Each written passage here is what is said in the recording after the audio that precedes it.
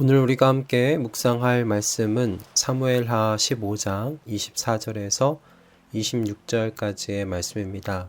사무엘하 15장 24절에서 26절 말씀을 읽고 오늘 우리에게 주시는 하나님의 은혜를 함께 나누도록 하겠습니다. 그런데 그곳에는 하나님의 언약궤를 메고 온 모든 레위 사람과 함께 사독도 와 있었다. 그들은 거기에다가 하나님의 궤를 내려놓았다. 아비아달도 따라 올라와서 다윗의 부하가 도성에서 나와와서 왕의 앞을 모두 지나갈 때까지 거기에 있었다. 그런 뒤에 왕이 사독에게 말하였다. 하나님의 궤를 다시 도성 안으로 옮기시오. 내가 주님께 은혜를 입으면 주님께서 나를 다시 돌려보내 주셔서 이 궤와 이 궤가 있는 곳을 다시 보게 하실 것이오.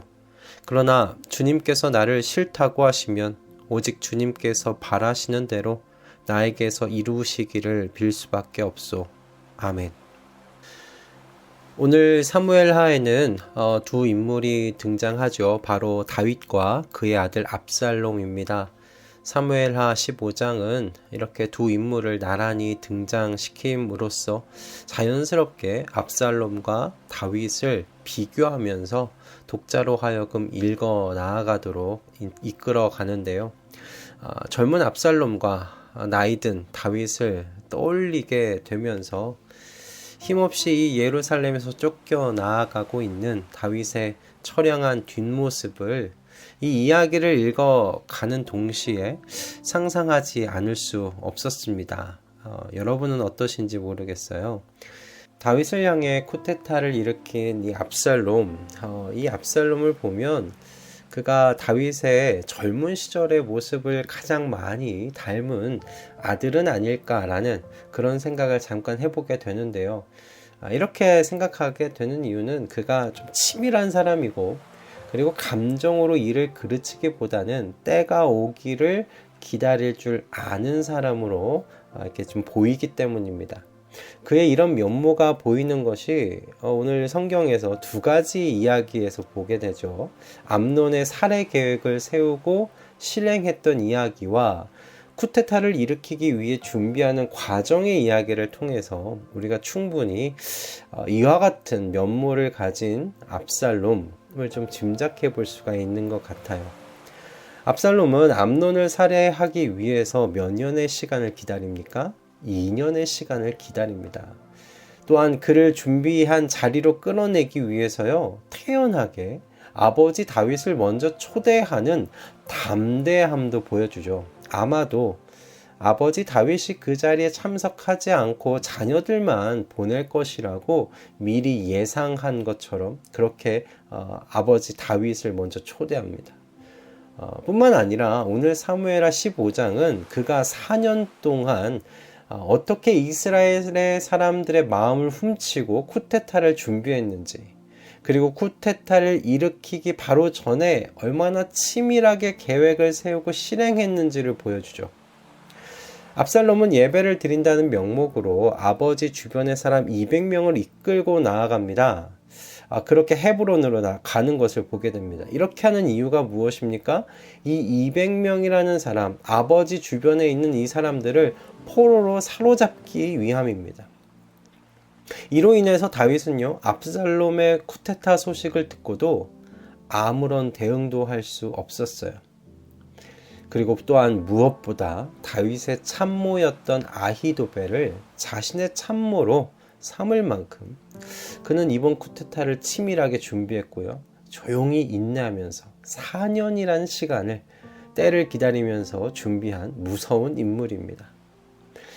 그에 비해서 사무엘하 15장에 등장하는 다윗은 젊은 시절에 총기를 잃어버린 듯한 모습으로 시작합니다. 압살롬이 이스라엘의 마음을 훔칠 수 있었던 빌미를 제공한 것이 바로 다름 아니라 다윗이기 때문입니다. 아마도 당시에 이스라엘 안에서요, 하나님의 말씀대로 공정한 재판이 제대로 이루어지지 않은 것으로 보여요. 그렇기 때문에 압살롬이 소송의 문제로 예루살렘으로 올라온 백성들에게 오늘 사무엘하 15장 3절의 말씀과 같이 이야기할 수 있었던 것이겠죠. 3절 말씀은 이렇습니다. 듣고 보니 다 옳고 정당한 말이지만 그 사정을 대신 말해줄 사람이 왕에게는 없소 하고 말하였다. 압살롬은 늘 이런 식으로 말하곤 하였다. 압살롬의 이 말은 사실이었을 가능성이 높습니다. 그렇기에 자신이 이 나라의 재판관이 되면 지금과 다르게 소송 문제를 공정하게 처리할 것이라고 말할 수 있었던 것이겠죠. 우리가 현재 다윗의 이 통치 말기에 소송이 하나님의 말씀에 의해 공정하게 시행되지 않았을 것이라고 생각할 수 있는 단서가 있어요. 어디입니까? 바로 이 암논에 대한 다윗의 심판, 부재입니다. 다윗이 자신의 아들 암논이 다말에게 한 이야기를 다 들었지만 다윗은 어떻게 했습니까? 분노하고 말았습니다. 분노한 것이 전부였습니다. 하나님께서 이스라엘에게 레위기에 주신 말씀대로 공정한 심판이 암논과 이 다말의 사건에 내려졌다면 암논은요, 이스라엘에서 끊어져야 하는 사람이었습니다.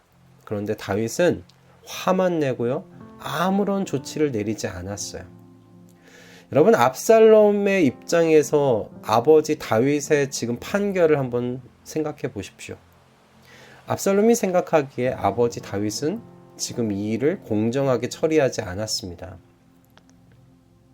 어쩌면 암논을 처리하는 이 과정이 자신이 아버지 다윗을 대신해서 하나님의 말씀을 공정하게 처리한다고 생각했을지도 모르겠어요. 이렇게 아들 암논의 죄를 흐지부지 마무리한 다윗을 우리가 생각해 볼 때요, 압살롬이 송사하러 예루살렘에 오는 이스라엘 백성들에게 한 말, 이거 거짓말 아닐 가능성이 높습니다. 이렇게 15장 앞부분에서 우리가 짐작할 수 있는 다윗의 모습은 우유부단한 모습입니다. 하나님의 말씀이 공정하게 정의롭게 이 이스라엘 사회에 이렇게 흘러가도록 하는데 일조하지 못하는 그와 같은 모습이 다윗의 모습입니다. 힘없는 모습, 나이 들어가는 모습이지요. 그러나 여러분, 위기 앞에 백전노장 다윗이 깨어납니다. 그는 아들 압살롬의 쿠데타라는 이 위기 앞에서요, 우왕좌왕하지 않고 신하들에게 무엇을 해야 하는지 정확하게 지시를 내리는 모습을 보여주지요. 잠자고 있던 사자가 깨어나는 것처럼 그렇게 보입니다. 예루살렘을 버리고 떠나야 한다는 지시도 다윗이 내리는 모습이었고요. 17절은 그래서 다윗이 얼마나 능동적으로 움직이고 있는지를 잘 보여주고 있는 말씀입니다. 왕이 먼저 나아가니 모든 백성이 그의 뒤를 따라 나섰다. 다윗이 먼저 앞장섰다는 것이에요. 또한 그는 사독제사장과 그의 친구 후세를 예루살렘에 남겨두어서 아히도벨의 계획을 실패로 돌릴 수 있도록 시도하고요. 그리고 예루살렘의 소식을 들을 수 있는 루트를 마련해 둡니다. 위기 속에서 깨어난 사자와 같은 그런 다윗의 모습입니다. 그리고 이 치밀한 그의 모습이 마치 젊은 압살롬의 모습과 이렇게 오버랩되어지지 않습니까? 그러나 여러분, 압살롬에게 없는 모습이 다윗에게 있어요. 그것이 오늘 15장의 주된 주제라고 저는 생각합니다. 그것은 여러분, 다윗은 하나님의 은혜에 자신을 맡길 줄 아는 사람이라는 것이었습니다. 다윗의 이런 면모를 우리는 그가 하나님의 언약궤를 다시 예루살렘으로 돌려보내는 선택과 그리고 그 이후에 사독에게 하는 그의 말에서 알 수 있어요. 여러분, 언약궤는 여러분도 아시다시피 하나님의 임재의 상징과 같았습니다. 쿠데타를 당하고 언제 압살롬이 밀어닥칠지 모르는 이 위험한 상황에서 하나님께서 함께 하신다는 걸 의미하는 언약궤가 그들과 함께 있다는 것이 이 다윗과 함께하는 이들에게 어떤 영향력을 주는지 다윗이 모르지 않았을 겁니다. 그런데요, 다윗은 자신의 이 위기를 모면할 요량으로 언약궤를 우상화하는 결정을 하지 않아요. 오히려 그는 하나님의 언약궤를 하나님께서 예배하기로 선택하신 곳, 하나님께서 정해두신 곳에 그냥 두기로 선택합니다. 그가 이렇게 선택할 수 있었던 것은요, 다윗이 하나님의 은혜에 자신을 내어 맡길 줄 아는 사람이었기 때문에 그래요. 내가 주님께 은혜를 입으면 주님께서 나를 다시 돌려보내 주셔서 이 궤와 이 궤가 있는 곳을 다시 보게 하실 것이요. 나를 언약궤가 있는 예루살렘으로 다시 오도록 하시는 분은 여호와 하나님이시라는 다윗의 고백이죠. 다윗은 위기 앞에서 자신이 할 수 있는 결정들을 세밀하고 치열하게 다 했습니다. 우왕좌왕하지 않고 이성적으로 결정할 일들을 결정해서 지시하는 왕의 모습을 잘 보여주었어요. 하지만 그는 분명히 알았습니다. 자신을 예루살렘으로 다시 돌아오도록 자신의 걸음을 인도하실 수 있는 분은 여호와 하나님 한 분 외에 없다는 것을 말입니다. 그래서 다윗은 자신을 하나님께 맡기는 거예요. 그래서 그가 이렇게 기도할 수 있었던 것이겠죠. 주님, 부디 아히도벨의 계획이 어리석은 것이 되게 하여 주시옵소서. 주님 손에 있다는 겁니다. 지혜자의 말씀을 우리의 마음에 새겨두고 있지 않았으면 좋겠습니다. 계획은 사람이 세우지만 결정은 주님께서 하신다. 사람이 마음으로 자기의 앞길을 계획하지만 그 발걸음을 인도하시는 분은 주님이시다. 아멘. 하나님의 은혜를 바라며 하나님을 의지할 줄 아는 사람, 하나님께서 모든 것의 주권자 되심을 아는 사람은 여러분 가장 위기의 순간에도요 소망을 잃지 않을 수 있습니다. 사망의 음침한 골짜기를 지나가는 것 같을 때도요 소망의 등불을 가지고요 그 골짜기를 지나갈 수 있습니다. 다윗과 같이 말입니다. 우리 다윗과 같이 우리가 처한 현실을 치열하게 한번 살아가 보십시다. 그러나 또한 다윗과 같이 하늘의 시선을 두고 살아서 우리의 도움이 천지를 지으신 여호와 하나님에게서 온다는 이 고백을 진심으로 하면서 살아가 보십시다. 이와 같은 삶의 시선이요, 이 땅만 바라보며 치열하게 사는 사람과의 차이인 줄로 믿습니다. 그리고 이것이 다윗과 압살롬의 차이였습니다. 할렐루야. 기도하겠습니다. 주님, 오늘날 많은 사람들이 치열하게 살아갑니다. 그런데 그 치열함이 땅만 보며 살아가는 치열함입니다.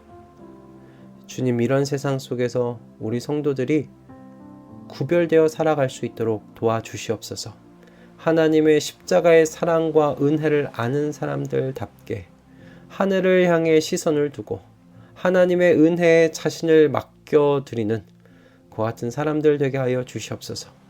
치열하게 현재를 살아가되 은혜의 주님을 의지하는 삶의 자세를 견지할 수 있도록 주님 역사하여 주시옵소서.